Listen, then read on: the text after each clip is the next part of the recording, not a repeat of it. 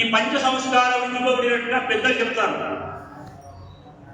ఈ పంచ సంస్కారం అనేది భగవద్ రామానుజులు వైష్ణవ మతం అనుగ్రహింపజేయడం కొరకు విష్ణు సహస్రనామంలో మనం ఏమనుకుంటాం? మొట్టమొదటి దివ్యనామం ఏంటి? విశ్వం విష్ణువు షట్కారో అనే ప్రారంభమవుతుంది కదా. విశ్వమంతా వ్యాపించే ఉండేటువంటి శ్రీమన్నారాయణ మహావిష్ణువు యొక్క అనుగ్రహ ప్రాప్తి అందరికీ కలగాలని చెప్పి కుల మత జాతి వివక్ష భేదాలు లేకుండా తిరుమంత్రాన్ని అందరికీ ఉపదేశించి తరింపజేయడానికి చేస్తున్నే ముందు కూడా పంచ సంస్కారం అనేటువంటి కార్యక్రమాన్ని అందరికీ విస్తరింపజేసి తరింపజేసేటువంటి ప్రక్రియ మొట్టమొదట భగవద్ రామానుజులు ప్రారంభించారు. ఎందుకొరకు దీంట్లో ఎవరిని మనం ఆశ్రయించాలి? నేను అన్నట్టుగా సమాశ్రయం అంటే ఆచార్యులను ఆశ్రయించి మనం మంచి మార్గం, సమ్యక్ అనేటువంటి మంచి మార్గం వరకు ఆచార్యులను ఆశ్రయించడమే సమాశ్రయణం. ఈ మంచి మార్గం ఏంటి?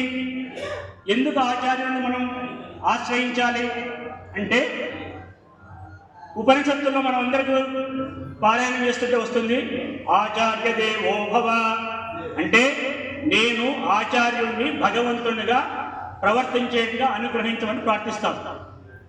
ఆచార్యులను ఎందుకు మనం దేవుడిగా సమానంగా ప్రార్థిస్తున్నామంటే ఆచార్య హరిస్సాక్షాత్ చరరూపి నసంశయ, సాక్షాత్తు భగవదంశంతో అవతరించినటువంటి స్వామివారు మనకు సాక్షాత్తు హరియే, వారే మనకు శ్రీయప్పతి యొక్క అంశమే. అయితే ఈ ఆచార్యుల కొరకు ఎందుకు మనం ప్రార్థిస్తున్నాము? భగవదవతారంతో అవతరించినటువంటి ఆచార్యులు ఆచార శాస్త్రంలో ఉన్నటువంటి ఆచారాన్ని అనుష్ఠించి మనకు భగవంతుడు చేరడానికి మార్గాన్ని చెప్పే 3 లక్షణాలు ఉన్నటువంటి ఆచార్యులట. ఈ ఆచార్యులు ఇంకొక 4 విషయాలు చెప్తారు. ఆచార్యో వేద సంపన్నో విష్ణు భక్తో విమత్సరః మంత్రజ్ఞో మంత్ర భక్తశ్చ. ఈ 5 క్వాలిఫికేషన్స్ ఆచార్యులకు ఉంటాయి. వేద సంపన్నులు, విష్ణు భక్తులు, అసూయ లేని వారు, లక్ష్మీహరేశ్వర యొక్క విష్ణుమూర్తి యొక్క ఆధ్యాత్మిక లక్ష్మీహరేశ్వర స్వామిని పరాశర వారు భగవద్గుణ దర్శనాలు చెప్పారు. అటువంటి వారిని దాస్యత్వం చేయడం వరకు మనకెందుకు అహింసత్వం, మనకి ఏమి తెలియని వాళ్ళం, మనకేమి చేయని శక్తి వాళ్ళు లేని వాళ్ళం. అహింసత్వంతో అనంతగతిత్వంతో మనకు స్వామి ఈ యొక్క శ్రీపాదాలను చెందడమే, ఈ యొక్క సమాశ్రయం, ఈ యొక్క సన్నిధిలో సమాశ్రయం పొందడమే మా యొక్క శరణావతి. దీనికి ఎందుకంటే తస్మాత్పాద యుగడం శరణం మోక్షకారణం. వెంటనే మనం స్వామి సంస్కారం, నామ సంస్కారంతో ఈనాడు మనం నాకు తెలుసు అనే అహంభావం వదులుకొని నాకు ఏం తెలియని అకించను నేను ప్రార్థిస్తూ స్వామి నన్ను నువ్వు అనుగ్రహించండి, స్వామి వారి దగ్గర అత్యంత విశ్వాసంతో భక్తితో ప్రార్థించాలి. ఇది ఏదో నామ వరకు 500 గట్టి మనం చేసే కార్యక్రమం కాదు. అంత నిష్ఠతో మనం ఆచార్యులను సేవించాలి. చేస్తే వారు మనకి ఏం చేస్తారు?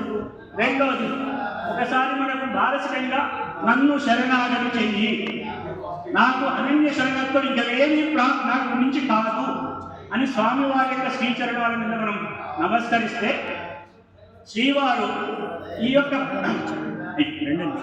స్వామివారి యొక్క అనుగ్రహంతో రెండో సంస్కారం ఏంటి?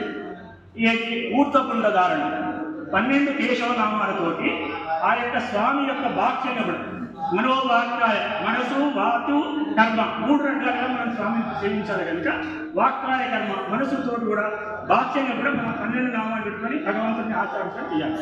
మూడోది స్వామివారి శ్రీహస్తాలతోటి ఆ యొక్క హోమంలో సమర్పించినటువంటి దివ్య ఆయుధాలను, శంకు చక్రాలటువంటి ఆయుధాలను మన యొక్క భుజాలకి ఇవ్వడం, అది కాదు. నాలుగవది ఏంటి? స్వామివారి పరమానుగ్రహంతో మనం తరింపజేయడానికి మనకు అనుగ్రహించేటువంటి తిరుమంత్రం, భయం, శరణాగతి, ఈ 3 మంత్రాలు తప్పకుండా మనం ప్రతిరోజు జప సంఖ్యతోటి ప్రార్థించాలి. తుదకు మనం కార్యం ఏం చేయాలి? ప్రతిరోజు దేవ పూజ, కొంచెంసేపు మనకు వీలైనంత ధ్యానంతో భక్తితో భగవంతుని పూజ చేయాలి. మరి 5 పంచ సంస్కారాలు పొందడానికి మనం చేయాల్సిన నియమాలు ఏంటి అనేది మాత్రం చెప్పి నేను ముగిస్తాను. కాలాతీతమవుతుంది.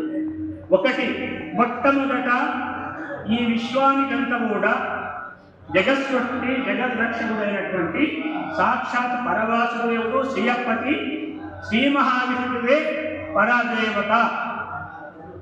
వారిని మించిన అడుతో మహాన్ మహీయానం కదా ఆ యొక్క శ్రీ మహావిష్ణువు